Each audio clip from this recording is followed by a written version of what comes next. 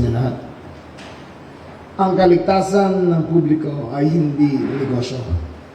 Ngayong araw, pinuputol natin ang isang malawakang sistema ng panlalamang sa Bureau of Fire Protection. Sa ilalim ng direktiba ni Pangulong Ferdinand Marcos, formal na kakasuhan ng DILG sa Office of the Ombudsman ang 45 na kasalukuyan at dating opisyal ng BFP dahil sa manipulasyon at anomalya sa pagbili ng mga fire trucks mula 2018 hanggang 2024. Kabilang sa mga kasuhan ang mga pinakamataas na opisyal ng kawanihan, sina dating Directors Leonardo Baniago at Louis Puracan, at ang mga suspendidong Fire Director Jesus Fernandez. Isasama rin natin ang buong Bids and Awards Committee, pati na rin ang mga suppliers gaya ng Polymer Asia Incorporated at F. Cura Industries at iba pang posibleng kasabwat. Ang natuklasan ng ating investigasyon ay hindi simpleng kapabayaan. Ito ay korupsyon. Ginamit ang mga pre-signed technical specifications. Walang tunay na deliberasyon. Binaluktot ang mga standards, bidding rules para paboran ng ilang kumpanya. Yung dalawa na sinabi namin. Ayon pa sa Bureau of Customs, nandaya rin ng mga suppliers sa pamamagitan ng undervalued import declarations. Ang resulta nito ay pera ng taong bayan. Noong 2014, ang isang 1,000 gallon fire truck ay nagkahalaga ng 5.977 million. Halos 6 million siya ng 2014. Pagsapit ng 2024, umabot na ito ng halos 15 million kada unit, ay 250% increase, way above the inflation rate. Hindi inflation ang nagpataas ng presyo ng mga fire trucks, korupsyon. Habang ang ating mga tapat na bumbero na nagbubuwis ng kanilang buhay gamit ang mga lumang kagamitan, ang mga opisyal sa itaas na pinakakita ng pondo ng bayan.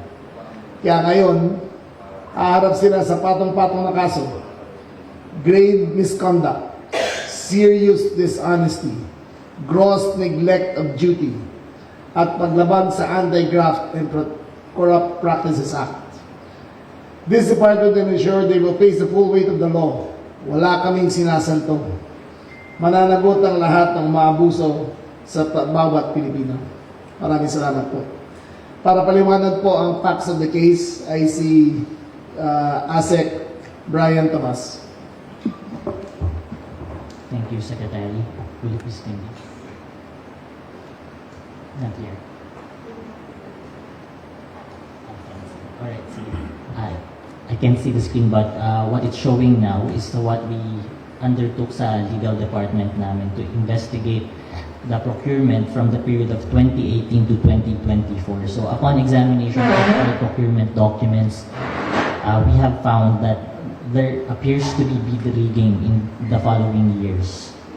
So as the Secretary has mentioned, the complaint will be filed against 45 current and former officials of the BFP, and these are officials who are part of the Bids and Awards Committee, the Bids and Awards Committee Technical Working Group, as well as the Technical Specifications Committee. It also includes the heads of procuring entity, meaning the fire directors.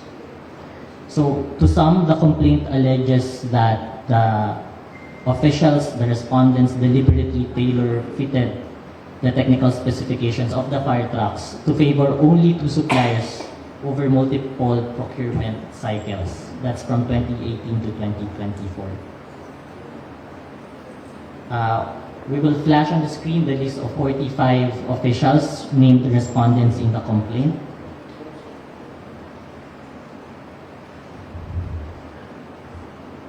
All this, as said, were part of the procurement process for the relevant periods. The cases are both administrative and criminal, also as mentioned by the Secretary.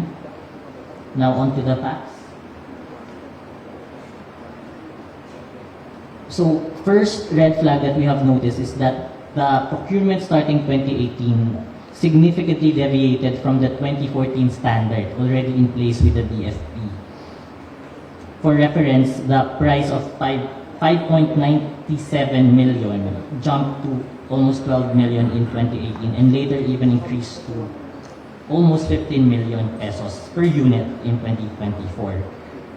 After a diligent review of all the procurement documents, we have found no document showing any justification, such as market studies, that would explain this increase in price, as well as the change in the technical specifications that were included in the terms of reference.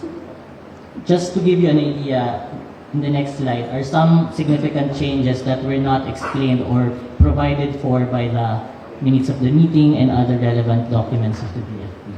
So for instance, they required that there are additional showrooms that as a requirement for eligibility. So this is one of the requirements that even prospective bidders were noted as being restrictive, but the BFP has shrugged these concerns off and has not provided any reason why they would require a showroom. They also they required a market presence of 15 years. So ang sa kanila, kailangan you are in the market in the Philippines for at least 15 years for you to be able to qualify. This is a requirement na wala naman before, and also a requirement that was not explained. It was not even deliberated upon by the members of the BAC and the technical committee that the BAC constituted.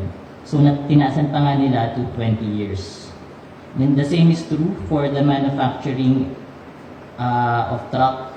Kailangan 15 years daw, as well as the brand of the engine, cab, and chassis. Ang requirement is at least 15 years, later up to 20 years. Again, these were not explained. We also found, next slide, that the committee that was tasked by the BFP to review or provide the technical specifications for the fire trucks to be procured did not even discuss kung ano talaga yung dapat lamanin ng TOR. Nagkaroon na lang sila, pre-signed na yung tech specs. Again, wala sa mga documents na nakuha namin at present nila. These are supposedly available records that would indicate na may dahilan kung bakit ito yung tech specs. And also found despite the lack of deliberation, minutes of the meeting, and other such crucial information from the technical committee, the BAC as well as its TWG did not review these tech specs and merely approved the same. So this is contrary to the rules under the procurement law na ang duty ng BAC is to review these documents. Also, like I said kanina, during pre-bidding conferences, which under the law is an opportunity for prospective bidders to understand the technical specification for the procuring entity, in this case, the BFP, to explain kung ano yung, bakit ito yung tech specs, ano yung kailangan nila. In this pre-bidding conferences, hindi na explain, merely binasa lang nila kung ano yung laman ng TOR. And despite questions from the prospective bidders, they did not, in fact, provide any explanation. Next slide. What they would say, they would just cut off these bidders, prospective bidders, and say na maglalabas na lang sila ng bulletin, but this never happened. So these are the circumstances that would indicate that even before procurement began, they already have a supplier in mind, and the specifications, more or less, were designed specifically for these suppliers to win the bidding. Undersecretary Benitez would explain which bidders were awarded these contracts for 2018 to 2024. Thank you. Okay. Just to show you the level, yung gaano kalalim ang collusion ng mga suppliers at ng Bids and Awards Committee. Papaliwanag ni Yusek Romeo Benitez ang findings namin sa pagbayad nila ng buwis sa customs at ang pagbenta nila doon sa market. Yusek? Thank you very much, sir. Now, for the record, now the winning bidders are Epcura Industries and Palmor Asia, and these are the only suppliers awarded the contracts from 2018-2024 procurements of the BFP. Now, we also did some extra work now with some records of the Bureau of Customs, and we did find out that there are indicators or reports wherein circumstances indicative of fraudulent conduct on the part of the suppliers concerned were evident. Now, in particular, their import declarations as established by the BOC audit team covering a period or subsuming a period of 3 years, 2021 to 2024, now revealed a materially undervalued amount of the price of the part trucks. So this is the import declaration, which is 30%. No? It is undervalued at more than 30% in comparison with the legally determined values. Now, this is the height of injustice to the government. Now, they normally declare the value of their part trucks at a certain price, now only to sell them at a price 2 times or even 3 times than the legally declared value. And what is more appalling is that the suppliers exhibited now this pattern of non-cooperation during our audit process, now with the permission of the media. Now, we did conduct an evaluation on the books, the records, and financial documents of these 2 suppliers, and unfortunately, they were recalcitrant. They did not provide us, they even refused us access to their books of accounts, supply agreements, or contracts, and other financial records, and other proof of payment. Now, despite after being informed that this is part of a regular government process, now leading to the promotion of the best interests of the department. That's the answer. Okay. For the legal cases, para paliwanag, we use Laneta. Asset Laneta. Thank you, sir. For my part, please allow me to briefly explain the legal basis of the cases that we will be filing. The department will be filing both criminal and administrative complaints before the Office of the Ombudsman arising from the procurement of these fire trucks within the BFP over several procurement cycles. On the criminal side, we will be primarily filing violations of Section 3E of Republic Act No. 3019, otherwise known as the Anti-Graft and Corrupt Practices Act. This provision penalizes public officers who, through manifest partiality, evident bad faith, or gross inexcusable negligence, cause undue injury to the government. Our review of the procurement records reveals several indicators that raise serious legal concerns. The first is that technical specifications imposed in the bidding documents were unduly restrictive. Requirements such as lengthy market presence thresholds, extensive service center requirements, and other conditions not directly related to performance or safety had the practical effect of limiting participation in the bidding process. These requirements were imposed without any clear market study or technical justification. Now, in government procurement, specifications must describe the needs of the government and not predetermine the identity of the winning bidder. We were also able to observe gaps in the operation of the procurement standards themselves. Documentation of deliberations was incomplete or absent, and these are precisely the kinds of circumstances that procurement rules are designed to prevent. Parallel to these criminal complaints, we will also be filing administrative cases against the public officials involved. The acts in question constitute grave misconduct, serious dishonesty, gross neglect of duty, and conduct prejudicial to the best interest of the service under applicable civil service and administrative disciplinary rules. Part and parcel with the filing of our complaint is the request with the Office of the Ombudsman to hold the respondents preventively suspended in the interim. It is a measure to ensure that the investigation proceeds without undue influence, interference with the evidence, or intimidation of potential witnesses. Thank you. That's all. Questions? We'll be giving the press briefer later. So first question would be Andrea Salve from Billionario News Channel. Good morning, sirs. First question po, how much are we looking at, sir? Ilan po yung mga, we got the price po no, yung per unit, pero dun sa period po na sinabi, magkano po ba yung nawala at ilan po mga fire trucks po yung pinag-usapan natin, sir? Ang estimated natin ay 350 fire trucks times 6 million pesos. Opo. And are we also looking at possibly charging ito pong businesses po na involved dito sa alleged duplicate, sir? Is it greatest? They will be included in the charges because the complicity is very much apparent. Alan Gatos of DCBB. Sec, itong quick reading sa procurement, papaano natin na-discover ito? Papaano nakarating ng impormasyon ito sa opisina po ninyo? At papaano natin natukoy na involved lahat itong 45 na mga officials po na ito sa PNP? Nag-umpisa to nung may birthday yan sa Cavite na pumunta ako. Si Chief Fernandez ay lumapit sa isang kaibigan ko at doon inalok sa akin, sa kaibigan ko para sa akin, yung pakisabi kay Sec, may 1.5 million siya kada truck na bibilihin.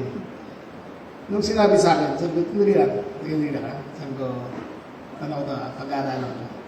So, kinat off ko yung conversation. Tapos, in-instruct ko yung team na unti-unting himayin kung ano nangyari. Kasi nagtataka ako bakit ganun? Tinignan muna namin yung increase ng prices at lahat. So, lumalabas ang BFP from admission na fireman 1 ka hanggang chief ka, ang corruption kasama. So, conscious decision to na i-disrupt na namin ang buong ecosystem of corruption ng BFP. So, ito ho, yung mula dun sa dalawang past director ng BFP, yung Yes. suspended, pati itong mga iba pa na mga involved, nakikita ho ba natin na yung scheme na lahat sila nakikinabang dito sa pag-rig sa procurement ng fire truck sa secretary? Sa tingin ko, hati-hati yan. Kasi alam nila lahat na illegal na ginagawa nila. We think it was a conscious, collaborative decision ng buong BFP top hierarchy kung paano nila gagatasan ng gobyerno sa pagbibili ng fire truck. Kinumpute ko yung binanggit nyo, 350 na fire trucks times 6 billion. Nasa 2.1 billion pesos kung di ako nagkakamali. Tama. Sa computation. Ibig sabihin, kung yung kuntik 6 million lang dapat yung 350 na yun, na naging 15 million, umabot ng 15 million. Dapat 9 million lang yun Naging 15 million. So there was a 70% overprice ng trucks. Pero walang pagbabago sa specification. Pareho. Parehas. Pareho, no? Mula 2014 up to now. Yung walang pagbabago. specifications ng 2014, including the type of pump na gagamitin, yung hose na gagamitin, yung chassis na gagamitin, yung truck na gagamitin, yung brand na gagamitin, pare-pareho lang yan. Pero there was a 300% increase in price over 10 years, way below, way above what the market really was supposed to be. June Veneracion of GMA7. Sir, magandang umaga po. Yung computation ng 355 trucks times 6 million, so 2.1 B, paano po yung how did they partake of the Hindi fund? pa namin alam. That will be the ombudsman's prerogative kung paano nila hihimayin yung kaso. Kasi sigurado ako may isang lalabas dyan na least guilty na pinakamaliit na tinanggap na lalabas at siya magte-testify laban sa mga kalaban, sa mga kakampi niya doon sa BFP. Wala po sa listahan ng 45. Walang sa listahan na yan. Umaasa kami na isa dyan ay lalabas na magsasabi ko ano talaga nangyari. Kasi this carries a penalty of, ang penalty po ng graft ay 6 years up to 15 years of imprisonment.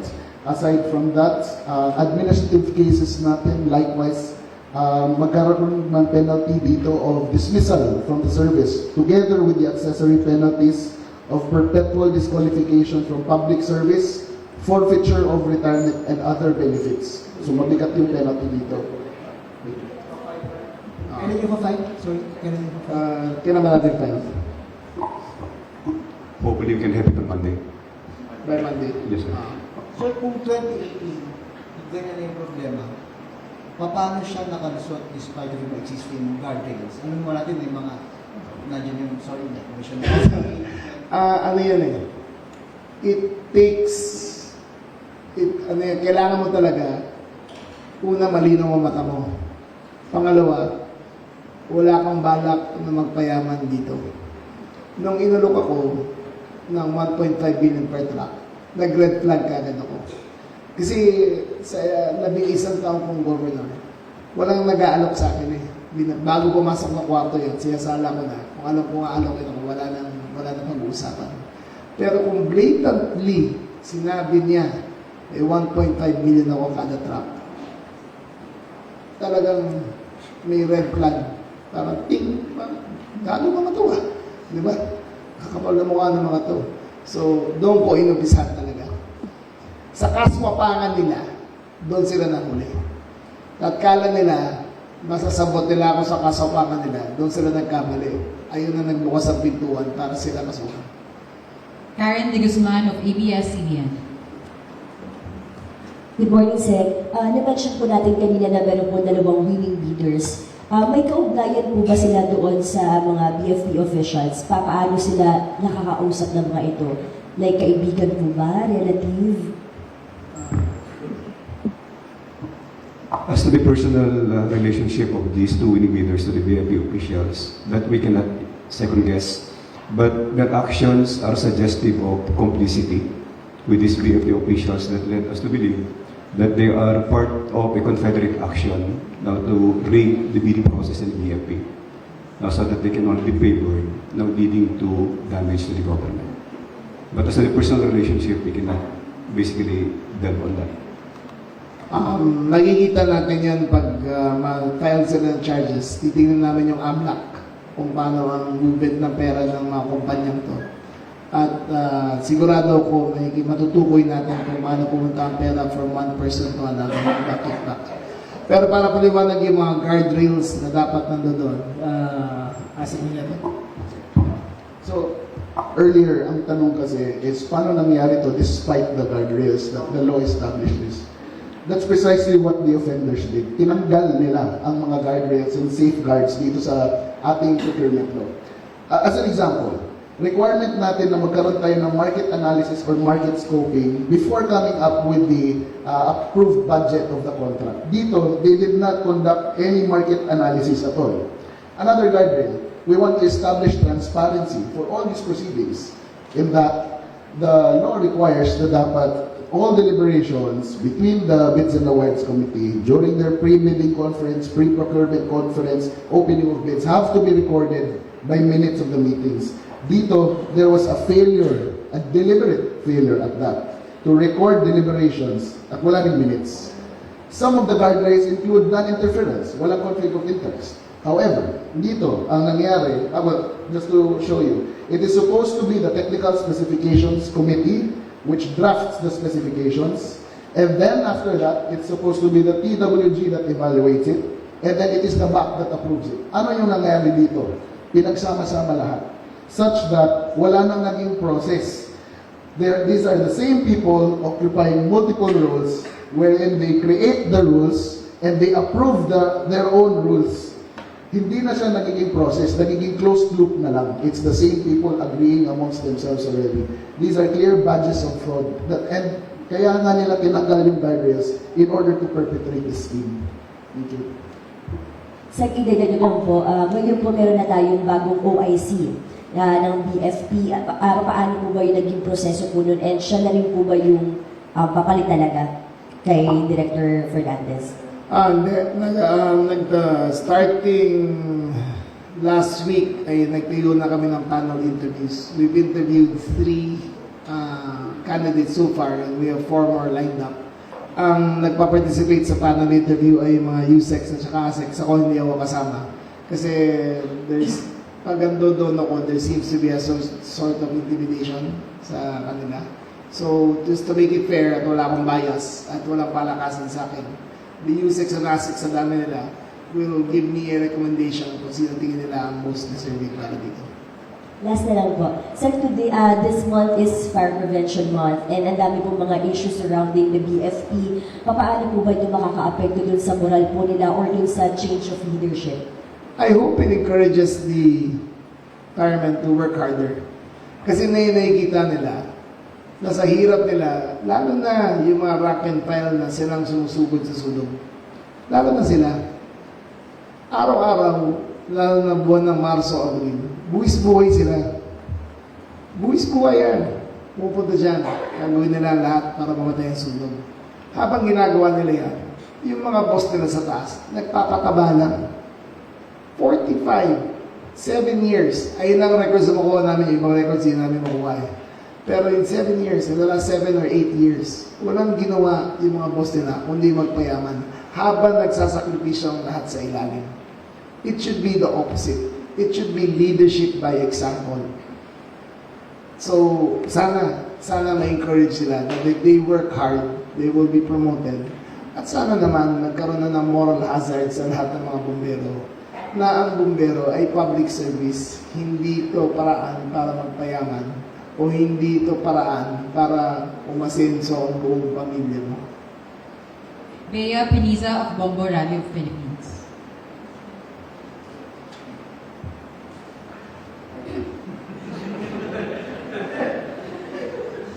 Sir, good morning. As ka lang, kasi kanina po sabi niyo, yung 45 lang po yung nahalungkat natin from the records. Pero we believe na meron pa rin, or nangyayari pa to before the year na nahalungkat natin itong mga records na to. Paano natin siya makahabol ng Hindi na namin ma-prove eh. Naghalungkat na kami ng lahat ng records. Kasi parang mas malaki pa sa kwarto na to yung yung bodega ng records na yun.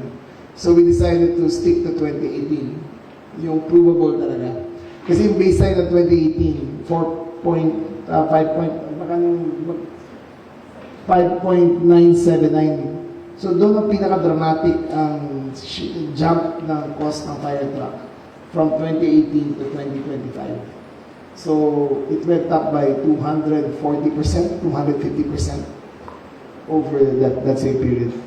But would we tap po other agencies to help us to recover that files po, or talagang doon na tayo? Dito muna kami mag-uumpisa. Kasi this is immediately provable. And ang objective naman namin dito is number 1, bring justice. Dinaya nilang gobyerno. Niloko nila mga tao. Yung fire inspection permits na inokolekta sa bawat negosyo, kinukupit lang pala. Kinukupit lang nila.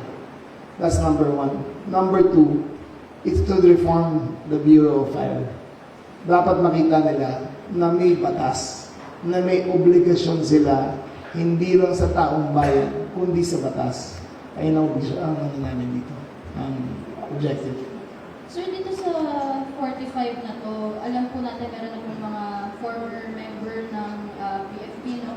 Alam po ba natin, sir, kung saan sila ngayon, yung mga current location nila, in case po na file po itong mga kaso? All indications na dito pa sila sa Pilipinas. Hindi po ba natin sila kailangan i-trap or something, pero... Madali na siguro yun. That's the least of our problem. So you will charge them first, and ano pa to this is not yet final kasi dadaan pa sa pag-usuli ng ombudsman to eh. So kung makita nila na tama ang kaso, sa kanila yung hotel lahat yan. Marlene Padiernos. But again, in our eyes, sa team na binuo ko, we think this is a slam dunk case. Makukulong lahat yan. Marlene Padiernos of DZMM. Hi, sir. Good morning po. Sir, yung 45, matatagdagan pa ba yan, sir? As papatuloy yung investigation? Yes, we incorporated John and Jane Doss in the name of the respondents. So we can still probably look or discover other complicits in the violation. Marami-rami, sir, yung 45. Paano po yung operations ngayon ng Marami naman sila eh. Maraming very capable na mas bata. So, iakit lang namin sila on OIC status. Depende sa gawin ng ombudsman sa kanila. But we will start already the replenishment kung sino naman nandiyan dyan. Kung sino kailangan papalitan na namin. Sir, nung una kasi ang issue natin tungkol sa fire trucks, may mga fire extinguisher, and Kasi- then meron sa recruitment, usually. Meron pa sa ambulances. Yan. Bukod po sa mga yan, sir, may mga iba po tayo tuloy na naman irregularities, sir. Sa mga- Meron pa, pero mahirap i-prove eh. Meron pang ano eh. Yung papatak ka mo, bibigay ka muna ng pera bago nila patay yung sunog. Maraming reports na gano'n eh. So, i-investigate pa namin yan. Kasi hihingi sila pang gasolina. Eh, may gasolina naman ang fire department eh. Pero ang words ginagamit nila, wala kaming gasolina. So, napipilitan yung may-ari na may establishment sa bigay ng pera para patay na sunog. Ayun, iniimbestigahan rin namin yun. Pero sa ngayon, sir, itong mga pangalan ito ay dawon po ba na sa ibang irregularities na nabanggit ninyo prior to this o tsaka yung pinangalit ninyo? Dito muna kami. So, let's not speculate too far. Dito muna kami. Pero hindi ako sigurado kung meron na ditong kasama sa recruitment. Meron ba kasama dito? Wala pa dito. Yes, go ahead. With regard to other anomalies that may be investigated further, there are actually other allegations we are receiving. Like, simula tinatag ni Secretary yung task force, we have received several complaints na iba-iba talaga. So, even dito sa procurement and recruitment at fire inspections, meron ding mga sinasabing scheme regarding promotion and assignment. So, meron sinasabing you have to pay para hindi ka i-assign somewhere far, yung mga hardship assignments. So, parang retention fee siya para sa mga empleyado. Meron ding allegations of heads of the procuring entities daw mismo yung contractors, but these are still preliminary allegations, no? And like we have said last briefing, madalas sa mga complaints that we are receiving are anonymous, kaya we're still in the process of verifying. Pero by the look of it, dun sa dami na pare-parehas, iba-ibang region, we can say na meron din ganito pang ibang scheme maliban sa mga na reveal na ni Secretary. So we're still working on that, pero tama si Secretary, ang dami pa. And it's good that these are all coming out. So, to answer the question about morale, this is actually good for the morale. As we have also seen from the complaints we're receiving, relieved yung mga rank and file, yung mabababa na matagal na daw talaga nilang kinikim-kim at chinatsaga yung corruption ng mga hepe nila. So, I think, if anything, this is good for the BFP that we are cleaning out their ranks. Yun lang, take care. Vic Sumintak of Net25. Good morning, Secretary. Morning. Sir, under your leadership, naputol niyo na yung ecosystem ng corruption sa Bureau of Fire. So, may we know anong reforma ngayon ang ipapatupad ninyo para magkaroon talaga ng pagbabago? Well, I always believe in leadership. I always believe. Nung nilagay ko si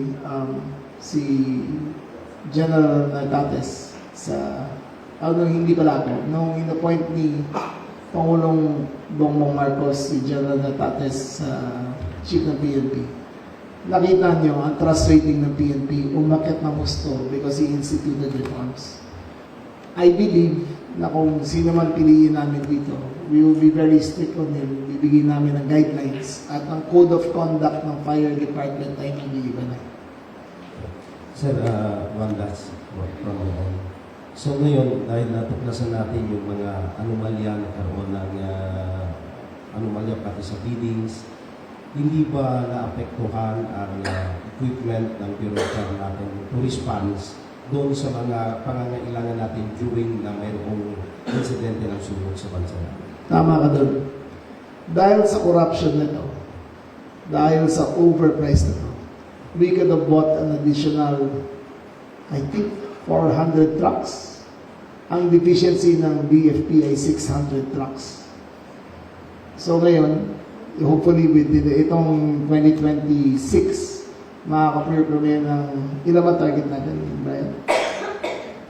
I think we're targeting 300 trucks this year and 300 trucks next year para ma-alleviate na namin ang shortcoming nito. Ang hirap kasi may trade-off ka dyan eh. Pwede kang pumayag, siyempre ang daming congressman, ang daming mayor, humihingi ng fire truck sa akin. Pero ang trade-off doon, sasama ako sa corruption. Ayun ang trade-off. So sa akin, tiis-tiis muna tayo. Sasalihin ko muna yung gripo sa loob ng BFP, aayusin ko lahat yan. Tapos bibili na tayo ng lahat ng fire trucks.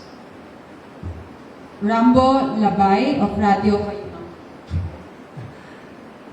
Sek, napakalaki yung offer sa inyo at talagang masusubok yung credibility. Nabanggit nyo kayo ay sinuhulan nito. So talagang masasabi natin garapala na yung ginagawa nila. Hindi sila natatakot, kayo mismo ay sinusulan. Sa tingin nyo, matagal nang ginagawa to maliban doon sa 2018 na binabanggit nito. Wala akong, kung ano man nangyari, kung sino man sinusunan nila dati, wala akong alam talaga dyan. The only thing, yung factual na masasabi ko, sinuhulan ako. Ayun lang. Pero yung pagkita sa iba, hindi ko, wala akong masasabi. Magkano yung in-offer sa inyo, Sek? Bibili namin ng 200 fire trucks. So, 1.5 times 200 was 300 million for 1 year. So, kung sumakay lang ako sa sistema nila, easily 900 million to 1 billion ang pupunta sa akin. Easily. Pero, si Pangulong Mark Bongbong mismo nagsabi sa akin yan eh. Alam mo yung pera sa nakaw? Hindi mo pwede pakain sa anak mo yan eh. Ang karma lalabas sa mga anak mo. Wala sa dibdib ko. Wala sa dibdib ko na 5 anak ko na ipapakain ko sila ang pera na galing dito sa corruption. Yung nabanggit na may tinanggal sila doon, ano, na dapat sana transparency. Ano to? Paano tinanggal nila, Yusef? Hindi nila ginawa. Simple lang yan eh. Pero nandoon na, nakalagay na doon, pero hindi nila ginawa, hindi nila ginawa. Under the law, under our procurement law, dapat transparent and recorded po ang ating minutes. Wala silang ginawang minutes. For example, kailangan din that they should have a record of their deliberations sa back. Walang record ng deliberations sa back. And marami po silang, and there are other budgets of fraud, no? Aside from yung sinabi natin na guardrails. Some of them include the inclusion of specifications that have no relation, have no operational function. Example, I think nabanggit na ito kanina ni Asik Brian, nilagay nila as one of the requirements ng fire truck ay dapat merong showroom. Hindi naman tayo bumibili ng SUV sa mall. Ang binibili natin fire truck. It's a pure barrier to entry ng other players. So kung sino lang ang may showroom, yan lang ang papayagan nilang mag-procure dito, mag-participate sa dito. Isipin mo naman, the Philippine market for fire trucks every year does not exceed 300. Pati yung mga private, minsan sa subdivision, hindi lalagpas sa 300. Ang binibenta ng Toyota Otis every day, kaya may showroom sila, is something like 200 cars a day. Isipin mo naman, hihingi sila ng showroom for 300, for a market of 300 vehicles. Diba? So that brings up the cost. Ano yung ginagawa nila? Anti-competitive ang ginagawa nila.